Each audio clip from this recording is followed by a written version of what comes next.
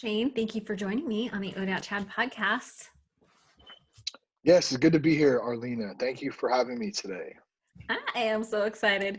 So it was so funny because when I first met you virtually, I emailed you because I was, we told this story when you interviewed me on your podcast, but I reached out to you and I was like, hey, I need some tips. I don't even remember what I said, but I remember reaching out to you and you were so encouraging and you'd had a successful podcast. You've been doing it for a while and you were so generous with your time. And then fast forward 4 years, almost 4 years later, a mutual friend of ours connected us, and it was just Yeah. before you were coming out to Idaho to visit, like within weeks. And I Yeah. thought, what are the odds that we don't speak for 4 years and then we speak 3 weeks before you come out here? Isn't that crazy?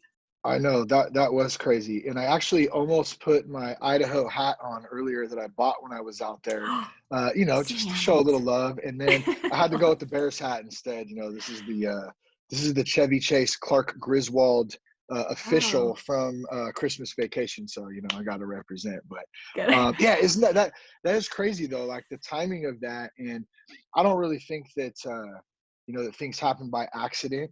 And so, we got to connect again. And then you mentioned I had you on my podcast. I think that's episode 339 just came out. So everybody check that one out too. You were awesome. Yeah. Thanks for coming on. That was and now a lot I get of to fun. be on ODAT chat. So yeah.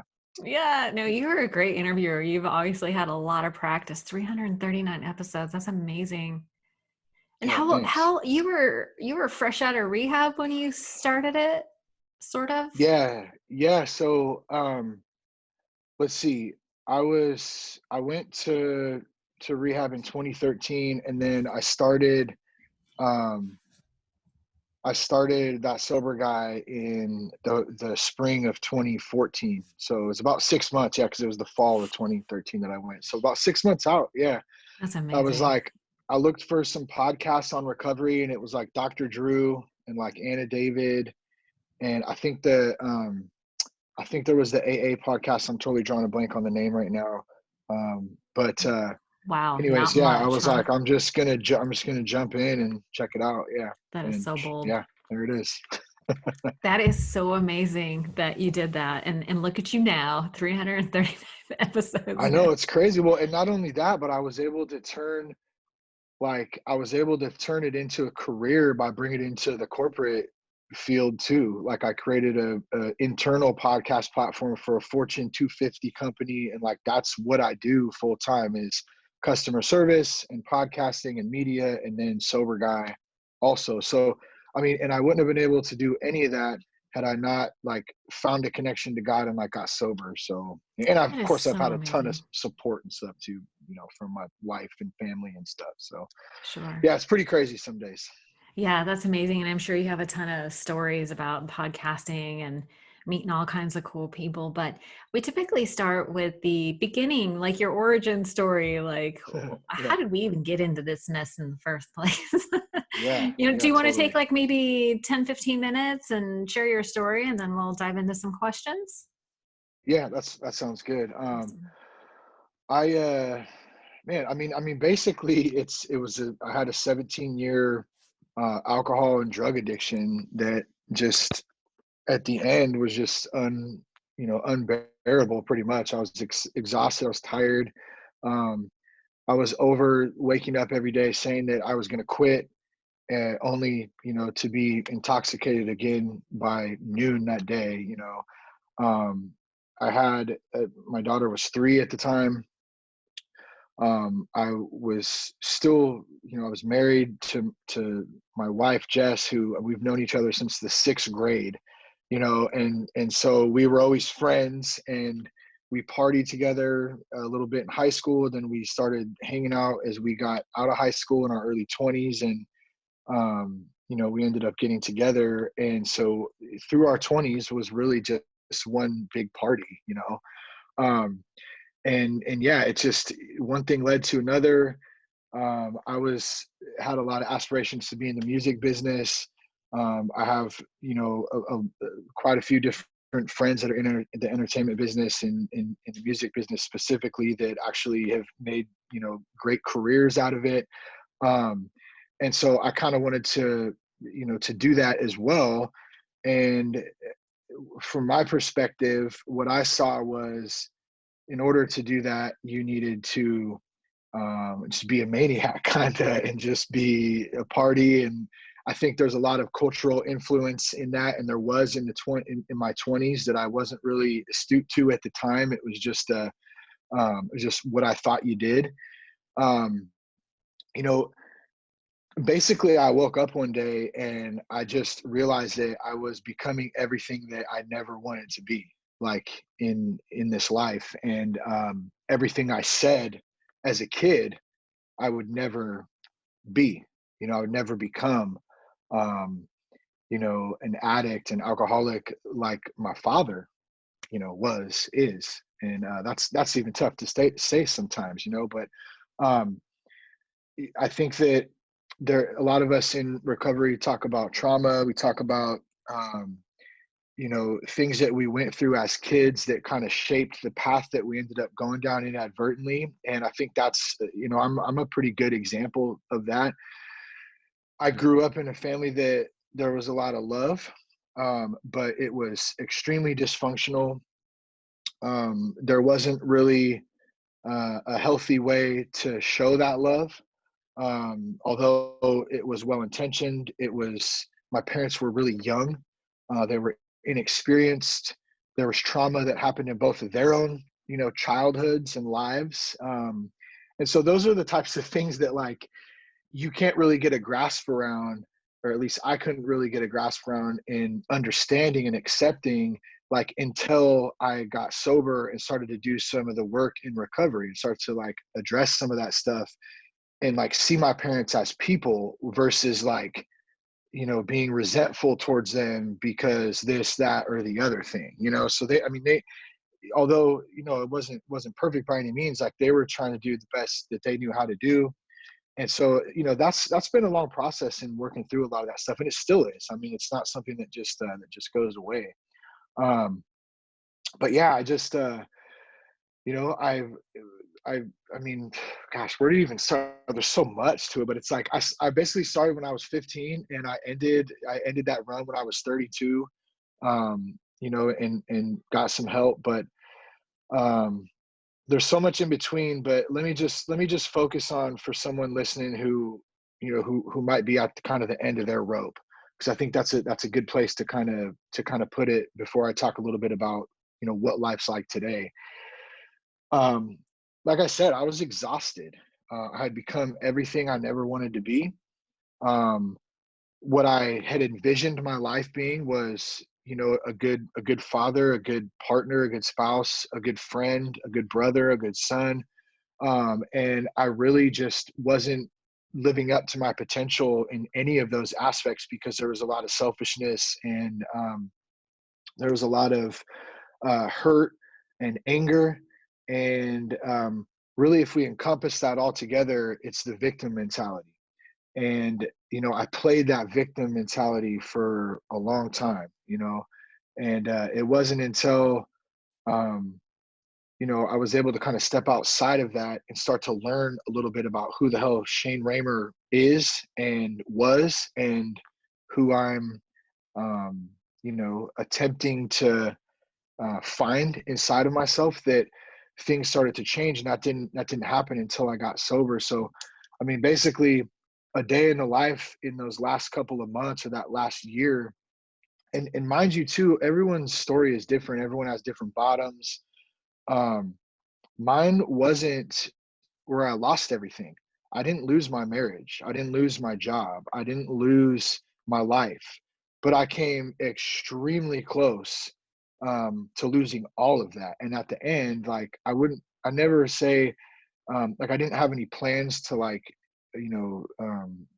or to commit suicide, or I wasn't suicidal, but I also just didn't give a shit if I lived or died either. It was just like, whatever. And like, it was crazy because God had blessed me with, like, so much good stuff, like my daughter, my wife, like this young opportunity in life, like to flourish and build. But like, I was really blind to all of that.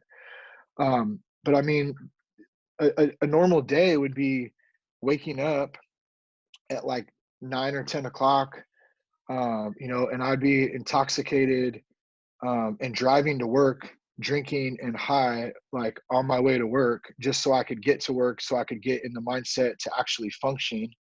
Um, and then I would continue that process throughout the day's work on my breaks, so I could keep it, like I could stay on a level. And then I would get home at like 11:30 at night, and I would continue drinking and doing drugs and whatever until 3 4 in the morning, so I passed out and hate myself and say that I'm going to quit, and then do it all over again the next day. So it was just like fucking exhausting, you know. And I couldn't figure out why. I couldn't figure out like why the hell am I doing this to myself? And really the answer that I come back to now is like, I just, I could not face reality. I couldn't face myself.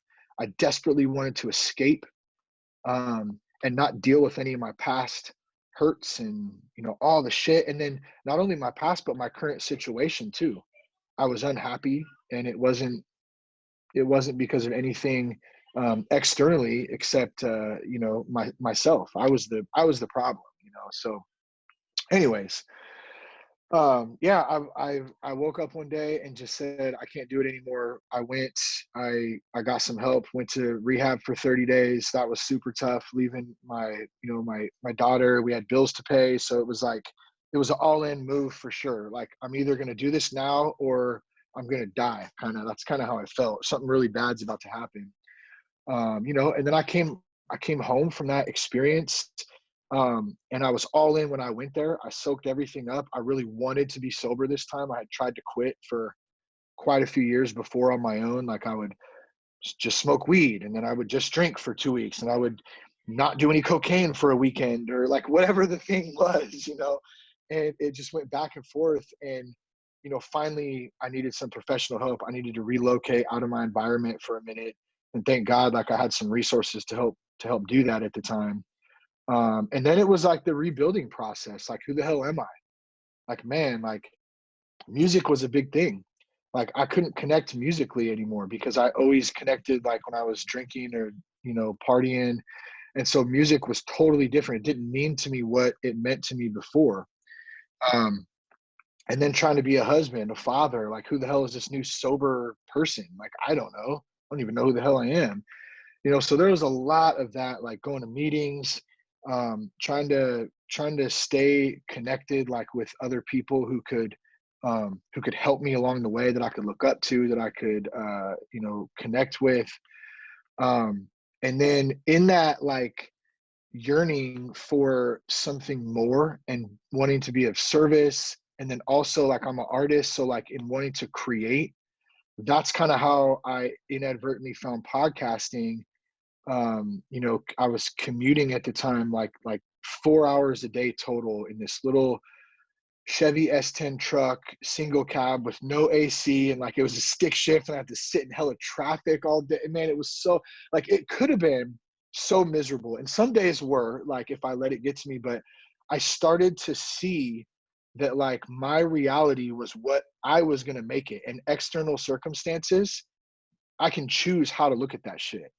And so that's kind of when the shift started to happen. And I started listening to this podcast, The New Man, by a friend of mine, Trip Lanier, who was not a friend at the time.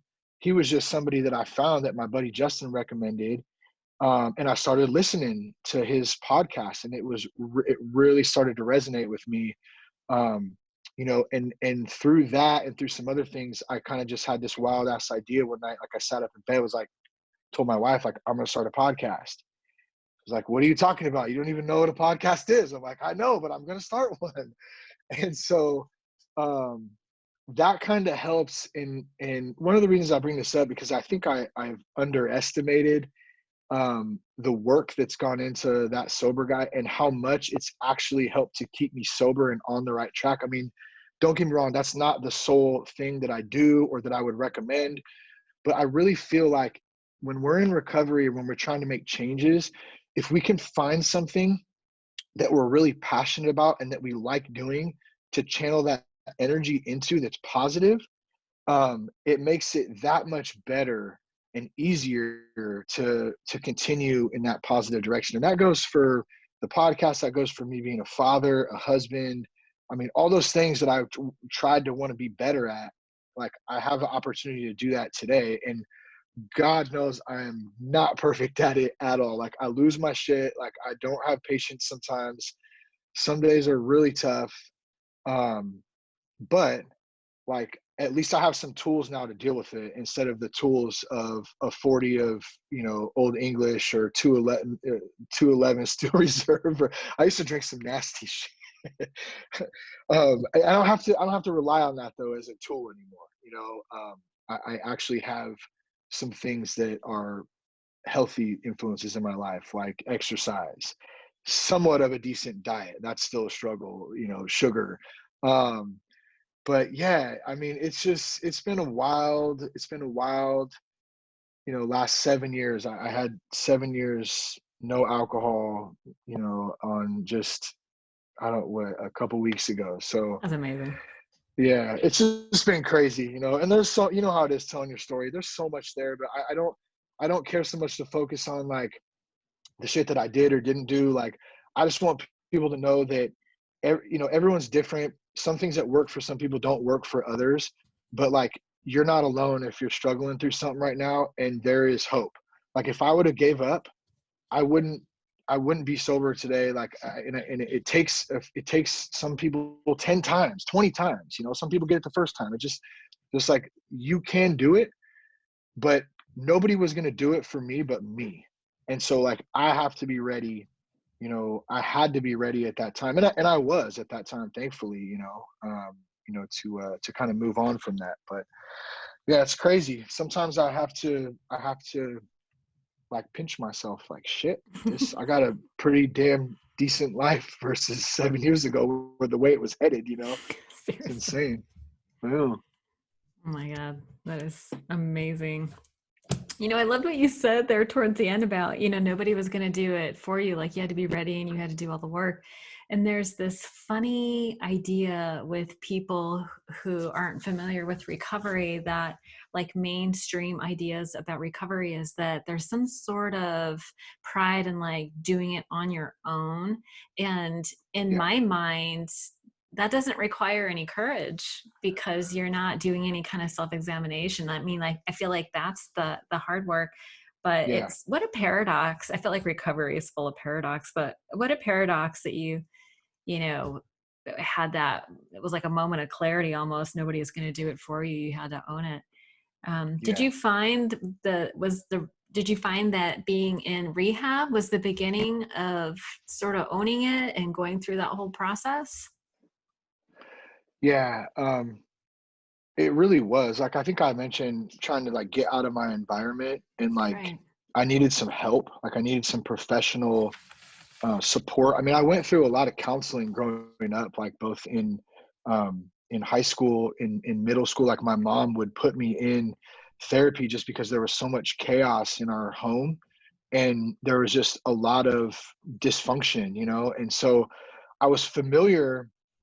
I was familiar with sitting down and like what the weird thing was is I couldn't talk to anybody really in my family about stuff, but I was okay talking to like a counselor at school or something. So I think that helped. It kind of helped prepare me, like when I went into rehab, like I was already familiar with like group therapy, and like I was able to communicate stuff. But the problem is when you're not in, or at least for me, when I was not in that environment, like I was isolating myself, and so I was resisting any of that, even though I was familiar with it, and I probably um, would have taken to it had I had an opportunity. It just pushed me away further into isolation by just continuing to get high and continuing to just wanted, like you kind of said, I got the shit, like I can do it on my own. I don't need help. Nobody knows. That was the thing. Like everyone's different. Like I wasn't a huge, like I wasn't like a blackout drinker. I Oh, you wasn't weren't? like I wasn't like I was really I mean I got fucked up, don't get me wrong, but like I was like very functional. I was pretty happy, Janie. I mean, I But got you in some didn't fights and black stuff. out?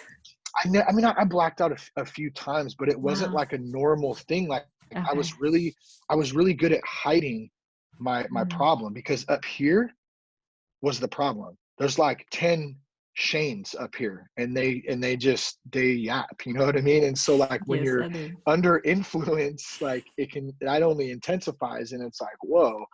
Um, but I'm sorry, I forgot you had mentioned something, and I had a point to all this shit I was talking about. Now I Dude, I don't forgot. know. I did that on your podcast I where don't I was like, I got on a rant and I was like, know. what was your I damn know. question? Sorry.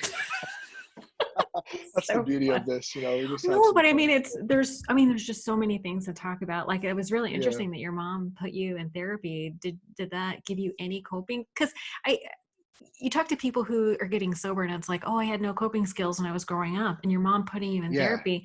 Like, the purpose of counseling and therapy is to give you some coping skills, but it didn't sound like it Yeah. maybe prepared you for later, but did it not give you any coping skills? I think if anything, it planted a seed. Yeah. I don't know that it really gave me any coping skills, because I think I was just too young and just immature, and just not really, I didn't really understand like the full scope of like what was going on around me, because I was a runner. I'm still a runner. I have to be real careful with that. Like, my thing was, when shit hits the fan, bye.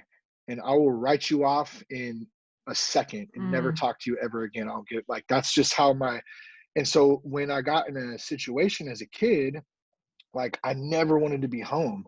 Like I was gone. Like I was at my homie's house. I was out riding my bike or skating, or I would just always try to be out of the house so I didn't have to be in that environment. So I think I picked up that coping skill, um, and Running that was your moved coping into, skill?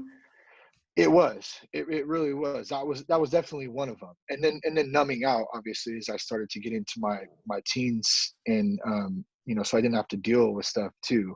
It was funny when you were on Sober Guy, you had mentioned that time when you first kind of drank, and you felt that warmth. And I have, there's two in particular times, and I've shared one of them, but the other one that for some reason this triggered me when you said that, is there was a time I must have been like 15, right around there, and my dad had left a big ass bottle of Jose Cuervo on his workbench in the garage. And I remember just like, I don't even remember if what was going on in the house, but I just remember very robotically. It was one of the first times, and there was like a little shot glass there, walking out to the garage, opening it up, and pouring like 3 or 4 shots, and just shooting them. And then just like hella warmth, like right in that moment. And it was like, Yes. and you just kind of float away. And I don't want to trigger Relief. anybody, but like, I'm even feeling it right now because it's relief. Yeah. Relief. And man, it's so easy to do. Like, How old were you when that happened? I must have been about 15, right around there. Yeah, Like, right. man, that's such a hard age to begin with, It right? Like, was, man, it was so confusing. And like, there was so much going on. And, you've um, mentioned a few times that there was a lot going on. What was going on at home? I mean, you obviously it you was said your just, dad was drinking, but were your parents fighting? yeah, yeah, a lot. So like, do you remember the show Cops? Yeah, Bad yeah. boys, bad boys. Like, well, we used to watch that a lot anyways, but there Your was a big show back exterior in the kind 80s and of 90s and stuff. embodies that. I mean, no offense, but No. that's Um, probably intentional. The neck wait, tattoo. what? Oh, yeah, yeah, yeah, yeah. I know, yeah, I know. Yeah, that's the neck tattoos. I That know. was It's late. Did crazy. that Yeah. all happened in sobriety? Your tattoos? Um, no. Well, some of them did, some of them didn't. I Oh, had okay. probably like half and half, maybe. Okay, sorry, I digress. Yeah, You were no, that's talking okay. about Um, tops. We're talking about tops. oh yeah, well, because you asked about the home life, Your home and life, yeah. yeah, I used to think that we were going to be on cops because the cops came to our house so much. Like there was, like, you never knew. So the best way I put it is, there was so much uncertainty, but you were certain that some shit was going to go down. Like, so Oh, there was just like the level of emotional stress of, like, as a kid, not knowing what was going to happen. You're just constantly on edge. yeah. I think that is kind of what led into a lot of this stuff. And it's funny because, look, 7 years, no alcohol, working through this shit. Like, we're literally talking right now, and I am literally learning shit as I kind of talk to you about this stuff right now. Because I've talked about some of this stuff before, but like, just the coping mechanisms and the Hmm. level of the level of stress that can be put on a child, Mm. and anyway, so yeah, it was like that. And don't get me wrong, there were some good times too. Like we took some ski trips, like we went to Tahoe, like we went camping, but like there was always that, I played baseball growing up, so I was always doing something. My parents did the best they knew how to do, and that's something that's been Yeah. really tough to, to kind of work through, because there's resentments and there's anger. And at the same time, there's like this new understanding of like, shit, they were just doing what they knew how to do. They had trauma experience to them as kids, and it's like a cycle. So one of the best things that I love is like, shit, I get to break that cycle of like Hmm. alcoholism and addiction to my kids.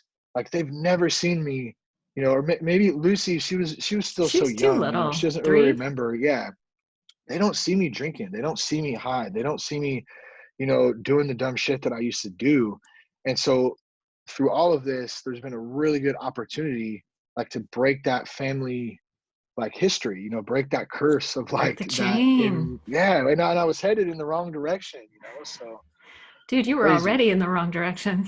What do you mean headed? For real, I know. Yeah, I was going downhill fast. Yeah.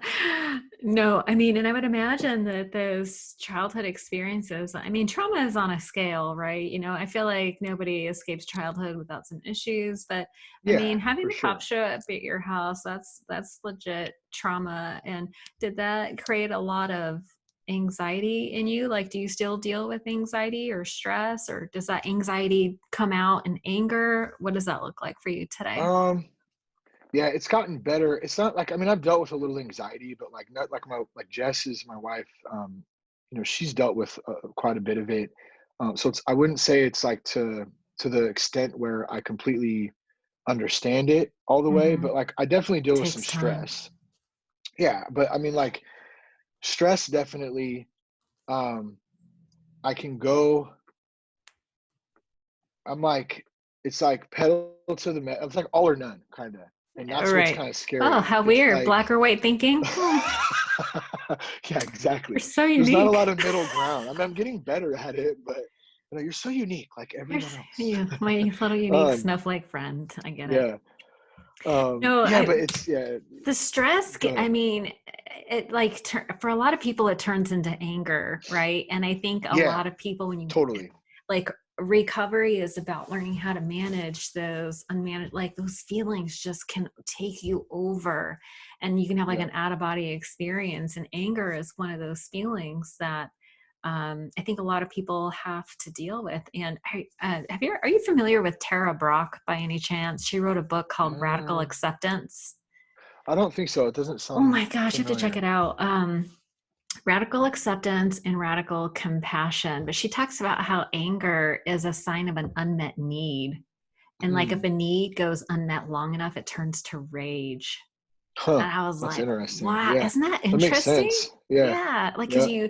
you are denied and repressed, like an actual need, not just a desire or a wish, but an actual need, like security, validation, love, Yeah. acceptance, a safe place. You need a break from, like when you don't get all those things, it turns to rage.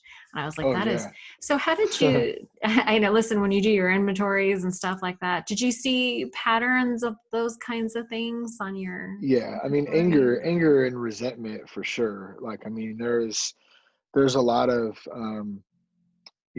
hurts, and there was also a lot of I think you just mentioned it, like the feelings of being like wanted, and like Oh yeah. um or maybe not wanted so much, but the need to be like recognized or Yeah. validated. I think that's what you said. And so the more that I have kind of gone on through this little recovery journey, the more I'm realizing that there was some of that there, and there's probably still some of it today that I still deal with. You know what I mean? Like um, wanting to be heard. You know what I mean? Like that kind of stuff. Like I mean, shit. Maybe that's why I Hello, started a podcast. I podcast. don't know.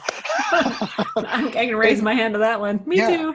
and it's funny, and like half of it is that, and then the other half of it is literally just being an artist and like loving to create and like Creating. conversate. I feel like the art of the conversation is being lost in like technology and media, and like we're losing this ability to like have conversations. And so I I really mean, you like and I the seem to art be of doing that, just you know? fine.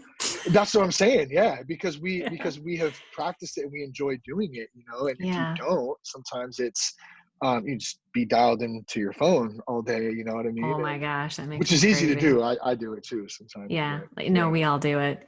No, yeah. no, I think it's so important. You know, you're talking about connection, right? Like Hmm. we all need to find different ways of connection. And I feel like that was one of the, and you've said it a couple of times, like you talked about being at the end of your rope, you know, you're not alone.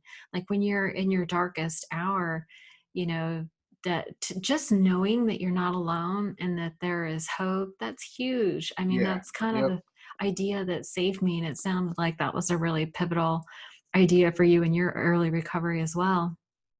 Yeah. Just like just knowing that there was some light at the end of the tunnel, Hmm. and knowing that um, there was something more for my family's life, for my life. Like I had something to offer. Like I was worth it. You know what I'm saying? Like Oh, as that's a funny as big that one. might sound, um, you know, that there and so in that and kind of recognizing that. Oh, I just remember what I was going to say about 15 minutes ago too. Oh, nice. Let's hear That's it. funny because I do think that it actually kind Say of it before relates you to forget this. Maybe it. that's why it came up. I know.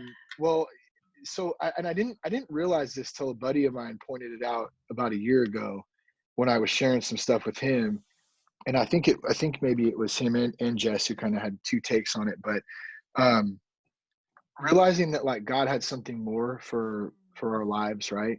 And when I went to rehab, there was a couple like pivotal moments in that place that I've talked about, but one of them in particular, like the first night I was there, I remember like going in and just being like, man, like how did I get here? I'm about to go sleep in this dingy detox room with these five other like drunk ass fools, you know, and like how, like even still going through that stuff. This isn't me. I shouldn't be here. I'm better than this, like that kind of shit, right? Hmm. And so like once I like did intake and got kind of set up, like I had an opportunity to like go like clean up and like take a shower and stuff. And so I can remember just like about to get in the shower and just being butt ass naked and like curled up in a ball on the floor, just like crying, like like how did I get here? Like God, like help me, like what my you know, what am I gonna do? Like all this stuff, right? Mm. And so it wasn't till like a year ago, like and I didn't really share that story like often or you know maybe once or twice, that my buddy was like, God was stripping you down. Like God stripped you down and completely like just took everything away from you in order to build you back up, you know? And so Hmm.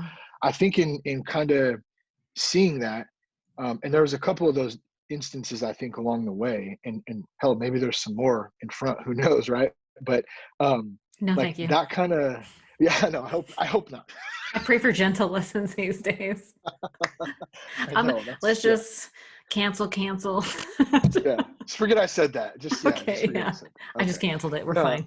Yeah. Okay. Perfect. I mean, I don't know. I don't know if that kind of I mean, makes sense. But like, yes, it makes perfect sense because I mean, we're taught to hold our mud, that we should, you know, mm, do it on our own. Like we get these ideas that there's some sort of merit in doing it on your own. But yeah, I yeah, mean, I've had those moments too where you just feel so broken inside and exhausted. Like I remember you yeah, earlier, you exhausted. said you were tired.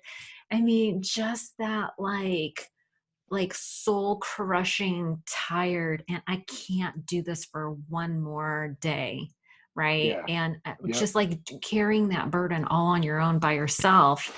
And then but you know, did you have that moment where you're like, please God help me? Like I don't know, if were you raised with any kind of spirituality or religion or anything like that? Yeah. So I was raised Catholic, so we went to church on Christmas, Easter, and we watched the Notre Dame games. You know, that's Got it. I'm just kidding. But I mean, No there's some communion, no truth to nothing. that. No, I did it all. I did first communion, I did my confirmation, like I did catechism. Yes, Okay. my family was rooted in Catholic Religion. religion, like we went to church. So I did But see dad, your that. parents were off the hook though, it sounds like, with the cops and everything. Well, and that's what's crazy is like, and it was mostly just domestic stuff. I mean, there was a ton of like They just like emotional they had like a abuse toxic and relationship. so toxic. I mean, they were together since they were like 15. Like I said, they both had some trauma stuff in their own lives, and then put two of these kids together, and then they have a baby and don't have Water any keg. money. And like, yeah, it's just like a recipe for disaster. No training, like nothing. Are you the Um, oldest? I am. Yeah, I'm the oldest. I have a sister who is 5 years younger than Okay. me. Yeah.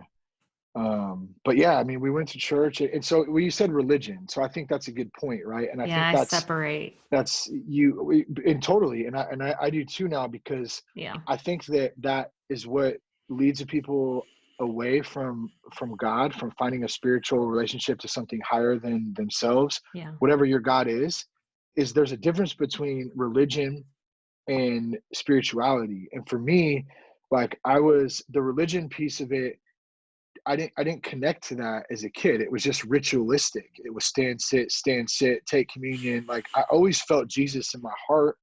Like I Hmm. always felt that there was something more and that there was a spirit in me, but like it didn't really resonate with me as a personal relationship until like the moment that I kind of recognized that, which is crazy too. But Like the moment you it's yeah. broke and just asked for So like help or So like I went when I admitted to Jess that I needed to go to rehab and then I had a problem and the kind of the cat was out of the bag. There was no looking back. She was like, I knew something was up. Like, she what's didn't the know? deal? Like she knew that something was going on, but she didn't know the extent that like I was drinking at work and that like I was drinking and driving and that like I was doing like a lot of shit by myself, like drugs and staying up till all hours of the night. Like she didn't know I was really doing any of that, like to that extent at least, because we just kind of we partied on the weekend and then but my weekend was 7 days a week pretty much at one Okay. point. And But yeah, she didn't have after a problem? She didn't go to rehab and do that whole thing? she didn't, yeah, she like so I remember this is the best way to put it. Like one night we were partying and like I got a bunch of coke and like we came back home after we were done partying at like 1, 2 in the morning or whatever, and like I was out in the garage like continuing to go, and she's like, "Can't you just save that?" And I'm like, "Save it? You must be out of your mind. We need to do it all right now." Save it.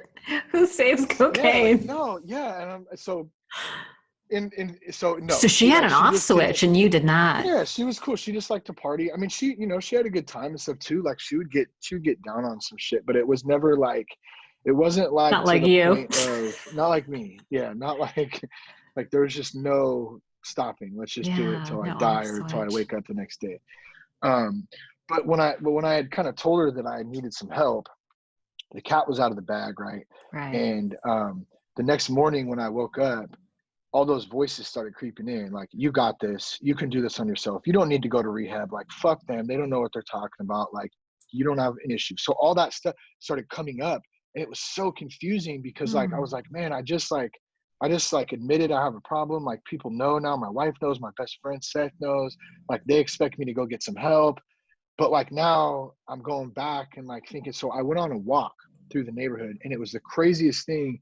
There was this we lived on near a busy like kind of parkway, and as I was walking the dog there, just kind of like trying to process like what the hell I was going to do, I saw this book like in the middle of the road as I was walking up, and it was like opened up in like literally like probably 4 or 5 feet off the sidewalk, like in the road, and there was no cars. It usually really busy morning, and it was just kind of like a serene moment, and as I got up to it I realized it was a Bible, and like I just kept walking past it, and then something just like said, go pick it up, like go over and like get it.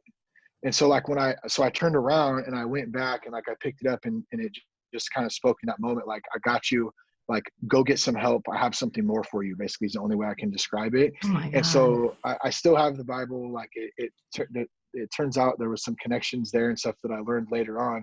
What do you But that's mean? kind of what So the person who actually owned the Bible, there was a name written in it, actually lives like 4 houses down from me, and I found this out like 6 months ago, that like whose Bible it actually was and whatever. So that was just kind of like Wow. But it was weird. just like a That little came mess, back. like Yeah. literally like a Just a little message from message. God.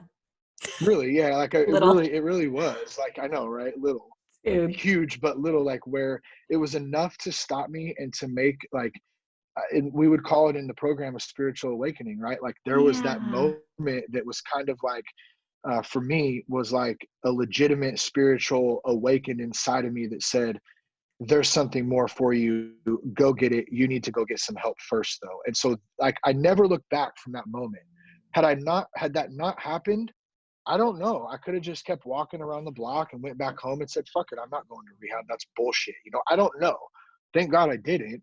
But I always kind of have looked at that as the moment that kind of shifted the path that I was on, I guess, Isn't that amazing? So, It feels like I think people expect God to come in and like part the seas or show yeah, up in some kind of big yeah. crazy way. But I have found in recovery myself that God shows up in those little subtle ways that are just so Hmm. personal to you. You know what I mean? It's Yeah. like these little winks from God. It's like this little evidence that is just so personal to you. Um, Well, and I feel like too that God has done that my whole life. But the only mm, difference is that I was never in a certain like receptive. reality to be able to receive it and to be able to understand what it was. And that was like literally the first time at like the bottom of my like desperation, where I was able to actually like recognize what that was, even though I wasn't really sure. Like, at the time it was just like I just knew something had to change or whatever too. But Yeah, no, yeah, that's amazing. That's such a yeah, it's great pretty story. crazy. Yeah. I know. And I'm sure you have plenty of stories of God showing up. That's what I was saying to you when Yeah. I was like, "Oh my God, God just showed up." That was weird. When remember I that when know. I was talking to you, and it was Oh like, yeah. "Whoa, I Yeah. haven't God talked to just you for showed four up. years," Yep. You and said that in then the email, I think. Yeah, that was the title, I think, the subject line. God showed up. I just oh, was that's looking at that. Yeah. right. Well, did God just Yep. show up again? I think he did. What's up, homie? My What's God's like, up? he's got flip flops on. He's like got long hair. He's just chilling. It That's was so funny. funny. Oh my God. So, I mean, there's so many things I want to ask you. All right. So, what about relationships in sobriety? So, I've always talked about how, like, I just celebrated a wedding anniversary. My husband and I, we got together and I was 5 months sober. He had like 5 or 6 years sober. So scandalous. Dang. That's But funny. newcomer, Breaking the rules. Breaking the rules. Huh? dude, breaking the law. But hey, it But worked out 23 years later, right? I mean, 25 pretty years sick. later, Or yeah. 25, dude. Yeah, I keep telling congrats. him that we're off to a good start. He's like my Yeah, favorite person. He is so funny, but I feel like I still like him because we both worked a program. You know what I mean? yeah, Like that's cool. I had a sponsor, I would call her and I'd be like, Bob did this and Bob did that. And she'd be like, okay, well, I don't sponsor him. I'd be like, oh, you're such a I bitch. sponsor you. Yeah, I sponsor that's you. So funny. we're going to look at your part. And I was like, that is so Yeah, rude. But that's that's funny. kind of how it went down. Like I do like a relationship inventory. I'd get very clear about what my part was and how my actions were affecting him. And she would kind of help me get to that place of empathy where I could realize, oh my gosh, I'm Yeah. I'm making the person I love most in the world miserable. And then I'd feel Oh. genuinely sorry about that and want to own it. And meanwhile, he's going off to the guys and doing the same thing to resolve that resentment. Um, Hmm. and I feel like resentment is such a wedge in relationship, but relationships are Totally. not easy because they require a lot of self-examination. And has that been Yeah. your experience as well, as like the program has helped you in your marriage? Yeah. I mean, it absolutely has. But that said, it's absolutely been difficult to, especially with young kids in the Oh mix. my gosh, they're I so mean, hard on a relationship. it is. It's hard. And then like trying to, like, I mean, how easy would it be just to go get wasted and numb out, right? I mean, that's like the old that's the old cure for it. Like, so I don't have to deal with this stuff. And it's like, no, number one, I don't ever want to do that again. Number two, I need to find healthy ways to, to kind of deal with life in general. So, with Jess and I, it's definitely been a struggle. I mean, we've got a lot of history. We've known each other since, like I You have said, the so sixth much grade. history. Yeah, we've been friends for a long time before anything. And then you get into this marriage and you don't really know what the hell you're doing. I still don't know what the hell I'm doing, to be honest, but I'm doing my best. Doing how long have you been married now? You're hilarious. We just had 12 years. So we've been together like Wow. 17 years we've been together, and then yeah, I'm married 12. Oh my God. How old are Yeah. you? I'm 39. Holy Yeah, Moses. I That's, know. I mean, It's that's crazy. that's I know. impressive actually. And so is Buddy, did you say that Buddy was Yeah. Buddy C. am I allowed to say that? Yeah. Buddy Oh C? yeah, yeah, totally. Buddy Yeah, C. yeah, Yeah. no, I love Yeah, Buddy. I'm sure he I keeps you do on the too. straight and narrow. He does. He's been great. And like that's another God showed up moment, Oh, like yeah. I didn't have a sponsor. Like I'd been through a couple different sponsors and really just, it's my own shit. Like I just didn't think I needed one. I didn't want one. It was the Really? wrong You thought you one. didn't need one? Yeah, I didn't really think I needed one the first couple of years. I mean, Oh, that's yeah, yeah. And I had a couple, scandalous. and then yeah, I know, straight I up, yeah. Well, mean, then that's like dangerous. well, and I had like I guess like well, whatever. I'm not even. Yeah, Okay, I didn't sorry. have one. Like, period. No, no, no. You're Okay. good, because I mean that's the honest truth, and I don't recommend that to That is anybody. not So that learn. uncommon, right? I don't know. For me, it was just like, I mean, I see a I lot in mean, people who relapse. They come they into the don't have a sponsor. rooms. They don't have a mentor or somebody. Yeah. Somebody, you gotta have One of the somebody. one of the second one I had, I used the excuse, which I still don't know if this is valid or not. Probably not, because it's an excuse. But I I I found out like after like a month or two working with him that he had less sobriety time than I did, and so I was like, "That's bullshit. You're not going to be my sponsor. Like, I don't need you." He was a cool dude. Like, I just like, You feel but like I had less time? yeah, I missed the whole point though. Time Yeah, isn't the point. The point yeah, is working with somebody, like right. communicating with somebody, being able to share with somebody, like having somebody to be able to talk about shit with. That was the Yeah. point of it. And so, like, I just didn't know. Just didn't get it. I actually have a sponsor who's been sober a couple years less than me, Mm, but she's so like spiritually in tune that I was yeah, it doesn't matter. yeah, doesn't. It really Yeah, doesn't. but Buddy's been great. Yeah, Nice. he's been a good friend, a good sponsor, a good mentor, like however you want to put it. And yeah, we meet every week, pretty much every week, every Thursday. um and I mean that's been crucial in having not just Buddy, and I think this goes back to the relationship thing, but having like community around, like you said, you go back to your sponsor, to your group, and your husband does the same thing. Like Jess and I could not do this alone, and like together alone. Like she has to have her women's group, her mentors. Like she has a sponsor too, even though she's not in recovery. Did you go to Like Al-Anon? we did CR for a couple of years, Celebrate Recovery. Celebrate Recovery. Yeah, so it's basically a faith-based 12 step. And I've heard really good things um about it. yeah, it was great. I mean, we don't really go anymore. But like it was, Well, we no did one's we going did a anywhere these 12 days. step. Yeah, exactly. I mean, we can't COVID. anywhere nowhere that's really open, but it was a little different. But you do group 12 step, and it's like a 8 month like Commitment. meet up every week. Yeah, it was a big commitment, and it was a lot of work, because like we had to take the kids to my Childcare. mom's, and like it was a big commitment, but it was great. And it really did teach us the value of like having community around you and having support and being able Support. to, like, we can't do this crap on our own. I mean, it's like, I always love the analogy of like a coach. Like no matter what you're like, you don't just play a sport and be good at it. Like you need a coach. Like, so why would we ever think light in life like we don't need a coach?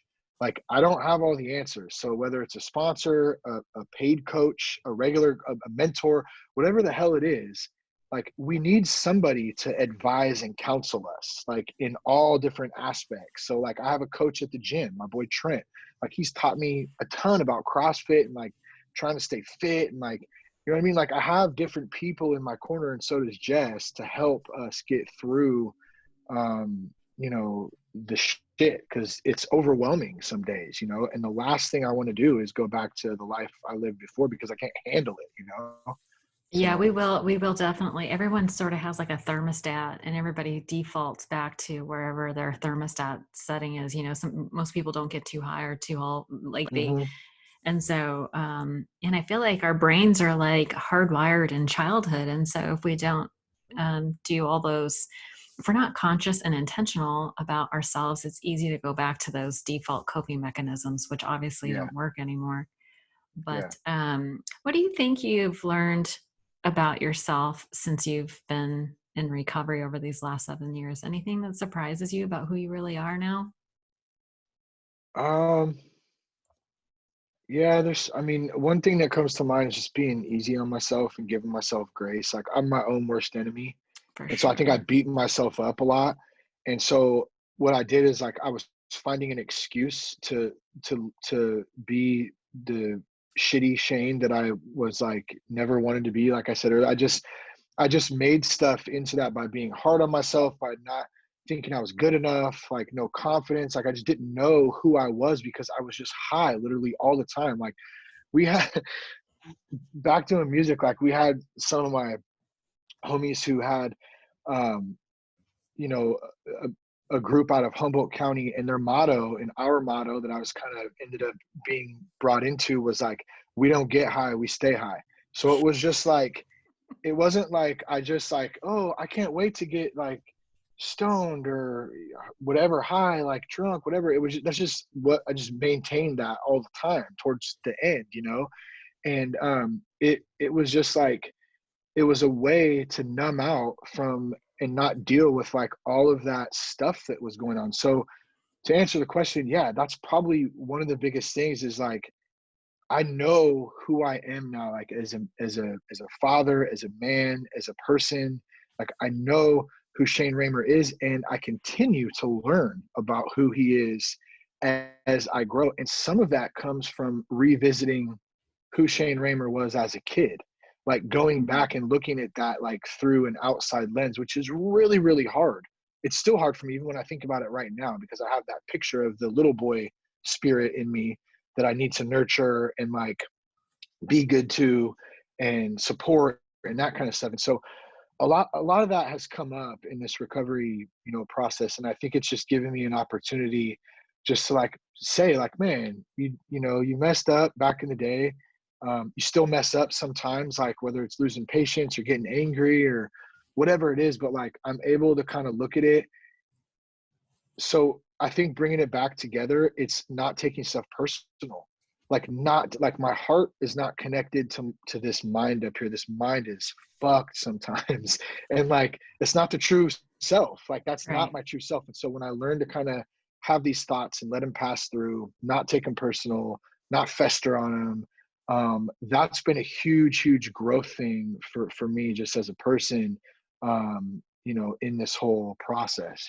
So You mentioned, yeah, in the when we were before we started recording, you mentioned 14 days to building self-esteem. Do you feel like in yeah, recovery, I mean, I feel like, they say in the rooms like we'll love you until you can love yourself, but that's kind of a tall order.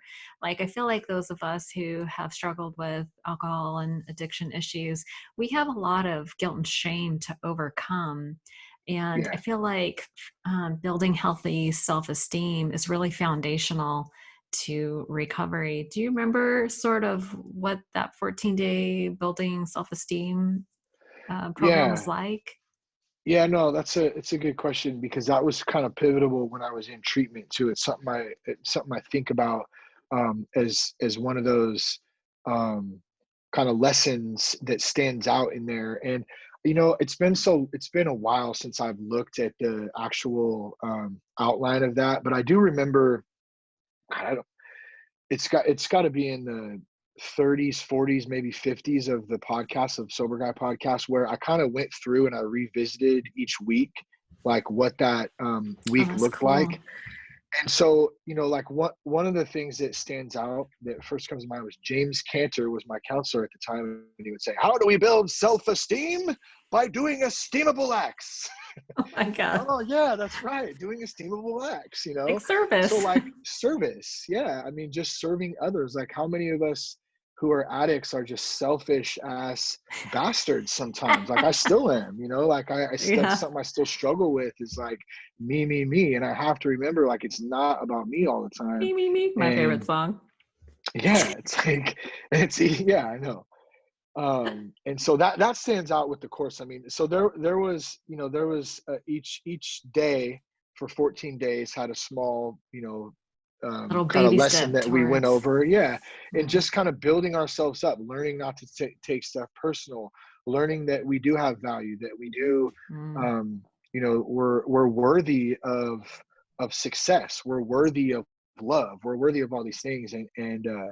And that was huge. And it was just a seed, right? It's not like it didn't fix everything in 14 days by no. any means, but like it was just another seed planted that like, okay, now you can plant the seed, but like I gotta water that shit. And I can only do that by just showing up. That's like one of my favorite lines is just show up. Like Just if show. I can just show up, then God will usually do the rest. Mm-hmm. Every time I try to show up or don't show up because I don't want to, or I just fucking in my own head or whatever, like I don't give myself the opportunity for God to work through me. So Right. if I can just get there, then usually think like good things will happen if I'm just available. And that now I say that and like I'm not saying I'm perfect at it either, but like at least, man, like at least now I have the general concept so I can Right. practice it. It's an ongoing practice. This whole thing is an ongoing It's practice, just ongoing practice. No, I feel Yeah. like we're all evolving in one direction or another. And you kind of brought up something about I think you've said it a couple times, this idea of like, oh, I'm not perfect, but this idea of perfection, it's like, where did that come from? It always cracks me up when we read the ledger. We are not saints. It's like, really? Is anybody confused about that? Yeah. Anybody? I, Nobody's confused. But it's not about perfectionism. I think it's like fall down 7, get up 8 kind of a thing. mm, yeah. That we just, like you said, just show up. That's we do the footwork. A friend of mine was just on the podcast and he said that I'm in the footwork business, not the results Uh, business. that's It's good. Yeah. Isn't that good? It's like Focusing on the work. Yeah. yeah, just focus on the work, leave the results up to God. um Listen, I can obviously talk to you forever, and when you move out here, we'll have to do a That'd live. We'll be have to do awesome. like, wouldn't that be fun? I already What told would my be son cool? about you You did? Oh yeah, we gotta hook because up he's a and I'll bring musician, my and I was like, guitar. Yeah. I'll bring yeah. my I was, guitar and I go, Cash oh, got a little beat machine. That'd be cool. oh my goodness, how cute! We'll have a little band. Yeah. But I have a lightning round. Do you want to play? Sure. Yeah, that sounds fun. What are you gonna Let's say? do No. it. I know we No, have why fun in not? recovery. What if I did? I was like, nah, no thanks. I'm I'm good. good. Of course I want to Of play. course. Okay, Yes. lightning round questions. So, what Okay. is your favorite? Have you heard the term quit lit? Quit, I haven't. quit. Isn't that funny? Yeah, This that's girl funny. I said it haven't to heard me the that. other day. I was like, favorite what? Quit lit, Yeah. like quit literature, like drinking memoirs and books Like that a help you. book? hmm quit Oh literature. man, that's a good one. Are you a reader? Do you like reading? I do. I mean, I read, but for some reason I fall asleep every time I read, so I kind of struggle with that. But I do read. It's just I like I mean, I know you audio. I can. prefer audio. I I just learned actually, just so I can just read some learned. things. No, audiobooks are my But get down. I love the yeah, audiobooks. I like audio, probably why I'm into podcasting, but I do read. So one that stands out is the first book that Jess gave me Mhm. when I got home from rehab, was Against the Stream by Noah Levine and Oh from yeah, Refuge. refuge. So that was something I kind of dove into, and I've learned quite a bit from from that program and just from some of his readings and stuff. So that's one thing that stands out. And then of course, I mean the big book that stands out as Yeah, well. it's I mean still there's a lot good. of good stuff in there. Yeah, Still there good. is. I Do you like mean, the 12 and 12 too? Yeah, 12 and 12. Buddy and I just went through the 12 and 12. It took us forever because, like, we just get to talking and stuff too sometimes. But Yeah. That's the yeah, best I mean, part. that's good too. Yeah. That's what I always love about Buddy. He's like, he doesn't have any agenda. Like, I mean, obviously his agenda is we want to work, we want to work together and we want to progress, but like it's never we like if there's a good example of a dude who like just waits on God to show up and then just direct, like that's Buddy. And so there a lot of our conversations Love me and somebody. meetings go like that, which is cool. Yeah, he's I into the that's Tao. what I needed. Yeah. Yeah, Tao he is a Dow. Yeah, I should probably give him Tao a Te shout out, right? Ching. If that's cool. Yeah. Yeah. I'm totally drawing a blank. It's Tao the Te Tao Ching. podcast. Yeah, it's the Yeah. Tao Te Ching, but a Tao of our understanding. That's what it Tao is. of Understanding. I'll leave a And link to it in the show notes. yeah, yeah. I mean, he's solid. Okay, so that's the book. And it sounds like your go-to mantra or quote is it just show up, or do you have other ones that you like? I mean, just show up is good. The Serenity Prayer is good, of course. And let's see, another quote. I mean, It's so yeah, funny when probably. I, you know how like the in the rooms, there's so many of these little sayings, cliches or whatever, but Yeah. they're true. Oh When they yeah. happen to you, like you read them on the Oh walls yeah. forever, and then life shows up, and then all of a sudden they have such depth and meaning all of a Totally. And you sudden. remember them. You remember them in weird times. Like I just remembered one I haven't thought of in a while. Move your ass and your mind will follow. Right? Like that's a good one. So like, because my mind will trick me out of stuff. And I learned that in rehab. I can't remember if it was James or David who would say that, but you basically go to rehab and get brainwashed. I mean, pretty much. That's really what it Oh, is. by the way, I'm developing a membership site called the Brainwashers Club.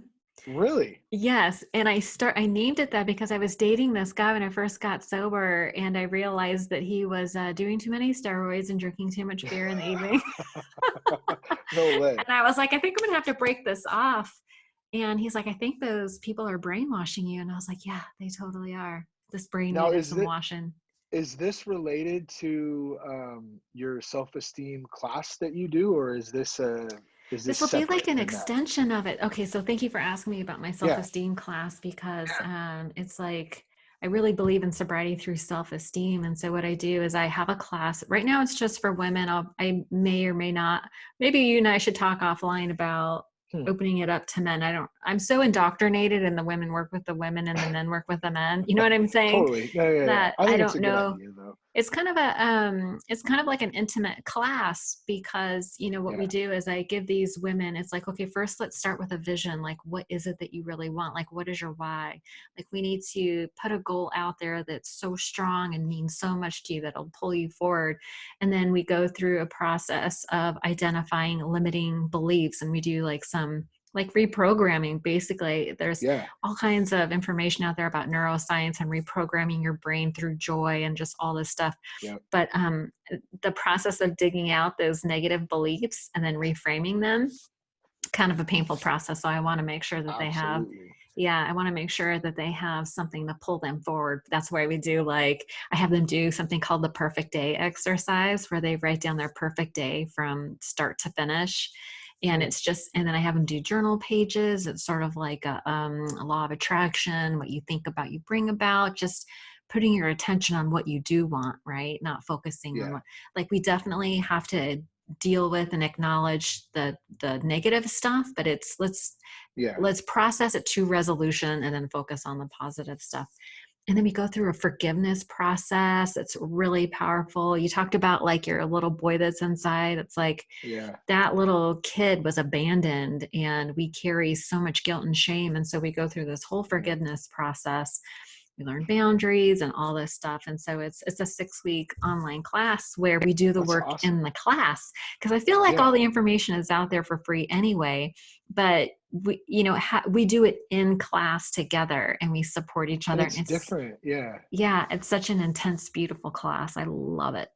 Well, when you dedicate yourself to something like you said, like yeah, sure, you can probably get some or a lot of that information out there by searching for it, but if there is like there's been studies on this that if there's an emotional investment or a financial investment in Right. something, you're more likely to actually commit to it and succeed at it. I mean, that's just the way it is, because it's you tend to take it a little bit more serious. You tend That's to true. be invested in it more. So Yeah, no, yeah, I tried to give it away for free, and when I gave it away for free, nobody did it. But then I started charging for it. Then all of a sudden, people were like actually yeah, doing the work.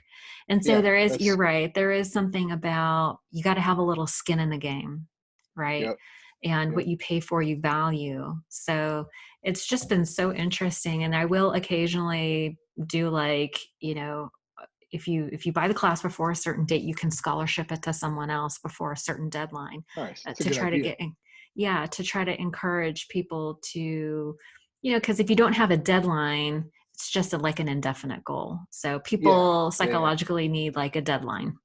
yeah, Like I never did my AA homework without a deadline. I usually did it the yeah. night before I met my sponsor. At 9 o'clock before bed, huh? You're It like, seems oh like shoot, it I seems gotta like do that recovery now. was the only thing I did in moderation. That is funny. Yeah, But it was interesting. So I've noticed that the women who get it as a scholarship, they don't always show up. I mean, they're the ones who skip the yeah, class, but the ones who yep. pay for it. And I don't know if men are the same way, but women definitely like to do things in pairs. So it's Mm, just kind of interesting that I would present this self-esteem class and I would talk about all the different modules and all the different things that we do. And all the women are like, oh, I have a sister or a friend, I have a niece. yeah. Everybody had somebody that they wanted to bring along. Do you think men are like that too? No, we just do No. everything alone, and we can get it, and then we just do it the night before too. They're like, "Oh, there's tickets to the men's event." They're like, they only have pre-saled like 40 tickets, and then all of a sudden, the last day of the event, like 200 tickets sell because men We just go always, do it at the last minute. Yeah, isn't that totally. funny? I know it's weird. Definitely different. Yeah, and you're right. Like women definitely like to do things in pairs. You know what I mean? I For know we sure. always joke around. It's always like the bathroom thing. Women always go to the bathroom in pairs. I don't know what that Yeah, is. It's probably yeah. like a I don't know safety either. thing. Men Well, are that see, and scary. that makes sense from that angle. Totally. Yeah, I totally get Yeah. that. Yeah.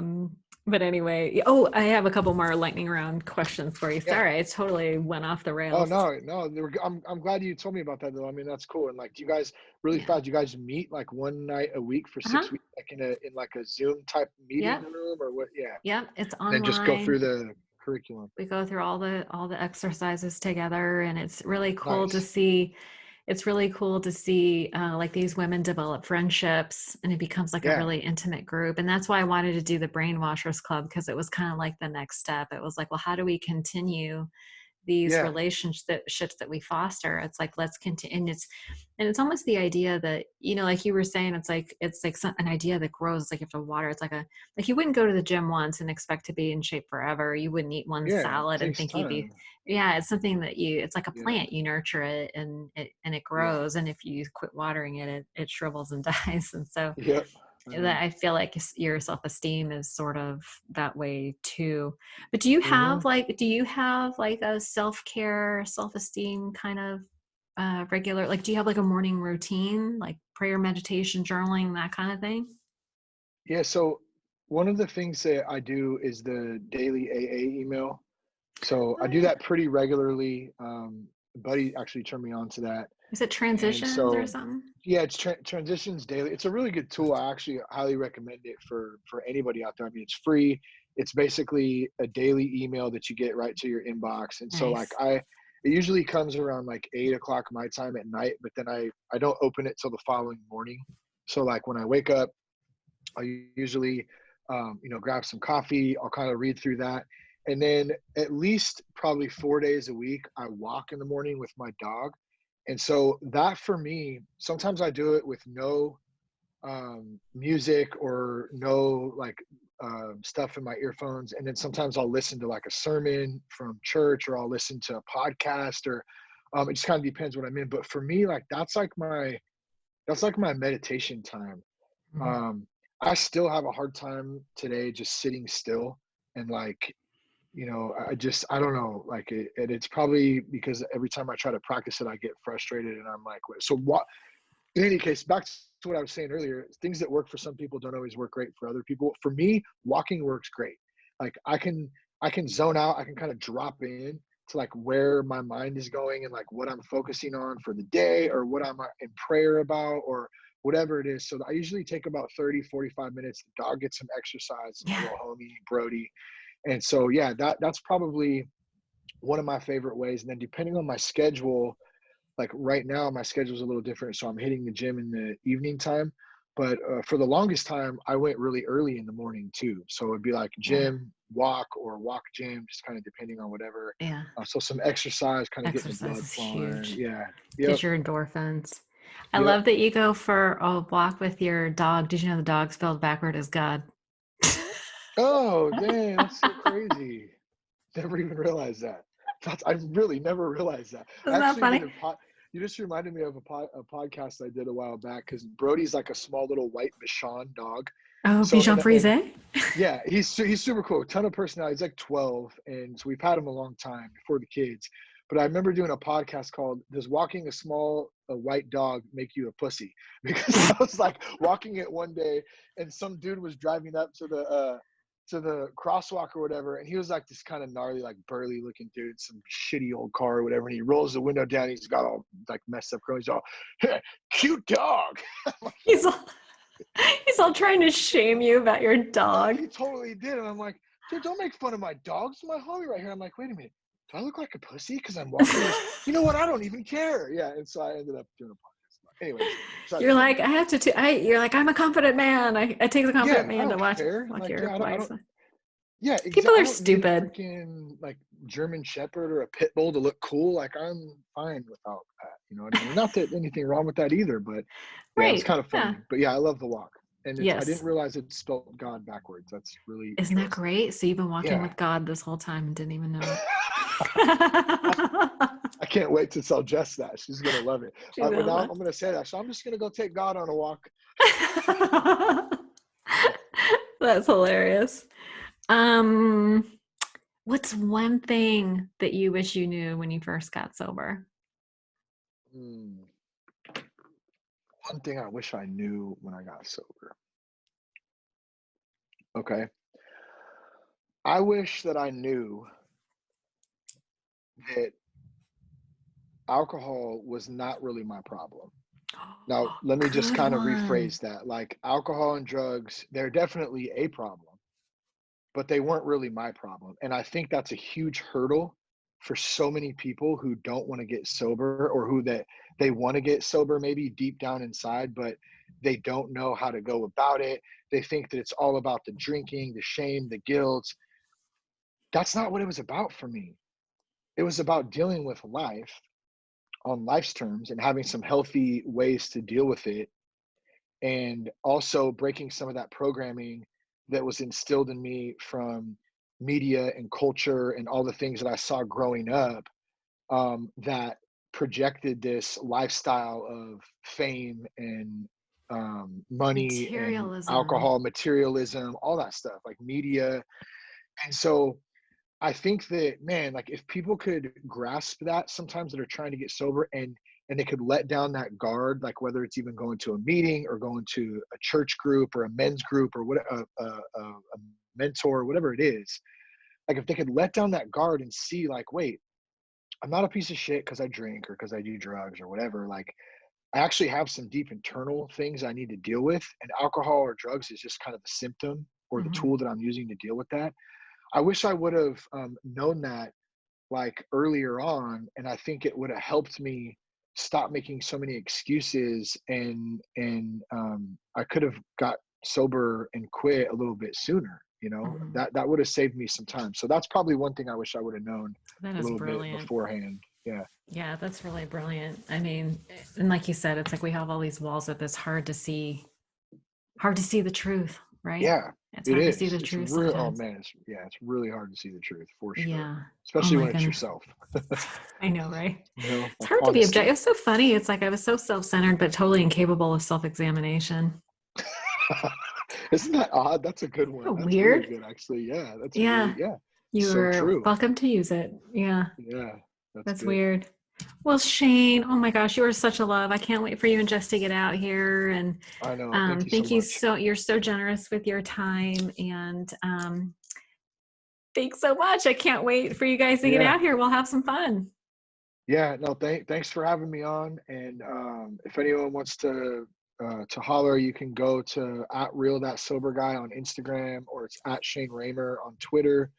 And then How do you spell? www. Do you mind spelling? Because I know Shane and Raymer can be spelled a Oh no, variety of ways. so it's no, it's cool. It's ShaneRamer. Uh-huh. At Shane Raymer on Insta. No Yep. And Facebook I for you, still, huh? or no, at real that sober guy on Insta, at Shane Raymer on Twitter. I still don't really know how to use Twitter very well, even though it's the simplest one, but I Me still either. get on I there think it's a waste of sometimes. time, Like, to be perfectly honest. yeah, I it's, think I you're don't know. better I off just, on I mean, Insta. like, I use Instagram the most. That's where most people like send messages or whatever. And I try to get back to everyone, always with like as You soon as I can. do. It's so nice. And then that soberguy.com, if you want to check out the 90-day sobriety course or the podcast, we got a bunch of hats and shirts and stuff on there and stuff to kind of I will support your definitely. sobriety. So, Thank you so much for mentioning that. I was supposed to ask you that. oh, it's all good. No, How do people get a hold no, of it's you? cool. But I will definitely leave links. Yeah, like when I first started my podcast, you were so kind to you responded to all my emails. I think I must have asked you 10 questions Yeah, at I least. was excited. Like, I mean, I didn't know you, but I was like, yeah, like I'm always for people, like we're all in this crap together. Like, you know what I Yes. mean? And I think the more that we realize that we need each other, like just in life in general, like Oh my there's a lot goodness. of connections. It doesn't matter what color you are, where you're from, what your background is. Like, we're all here as human beings, like as one, and we're all connected in some way, some weird wavelength, some spiritual wavelength. We're all connected. And so We really I are. just hope that on a large scale, in the recovery community and beyond, that there is a continued kind of great awakening to that for people, that we can unite instead of being divided, because it's some crazy ass times right now. Yeah, and Thank I you think for it's having me on, though. Yeah, I think it's easy to miss the whole unity thing, but there's so many of us that are out there trying to carry the message and Yeah, spread that love and kindness everywhere. And I love the work that you're doing. You're such a good dude, and you've come so far. Congratulations on your 7 years. And thank you. I look forward to being friends in real life. Heck yeah, I'll Yay! see you in Idaho. All right, we'll Thanks, see you. Arlena. Thanks so Yeah, much. all right.